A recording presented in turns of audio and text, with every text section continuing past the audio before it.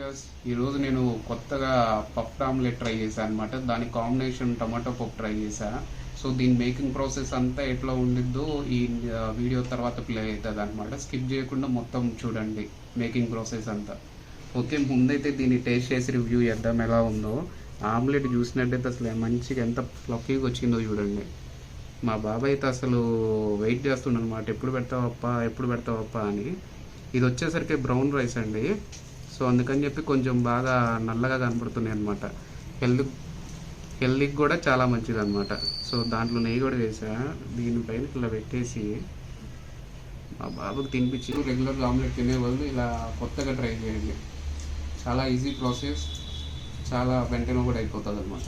Thank you. Please subscribe ఇలాంటి మరిన్ని videos కోసం.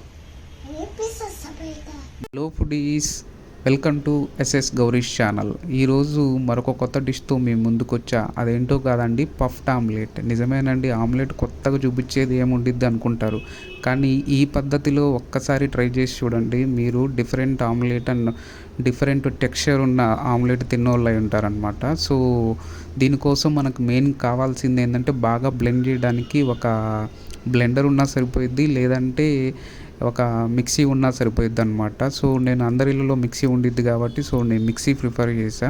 ముందుగా నేను 2 స్క్రాంబుల్డ్ ఎగ్స్ తీసుకొని దాంట్లో వేసానండి. వేసిన తర్వాత మన టేస్ట్కి తగ్గట్టు ఆ సాల్ట్, ఉప్పు, కారం వేసుకొని బాగా బ్లెండ్ చేయండి. 5 to 10 minutes నేను ప్రిఫర్ చేసే టైం అండి. నేనైతే మోస్ట్లీ 7 minutes బ్లెండ్ చేసిన తర్వాత నాకు కన్సిస్టెన్సీ అలా వచ్చింది.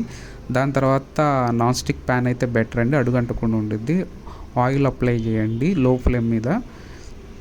దాని తర్వాత మనం ఏదైతే బ్లెండ్ చేసుకున్న ఎగ్ కన్సిస్టెన్సీని ఆ ప్యాన్లో వేసి స్టీమ్ చేసి పెట్టుకోండి. 5 to 10 minutes లో ఫ్లేమ్ మీద అలా స్టీమ్ చేసి పెట్టుకోండి. అంతేనండి, పఫ్డ్ ఆమ్లెట్ రెడీ అయిపోయింది అనమాట.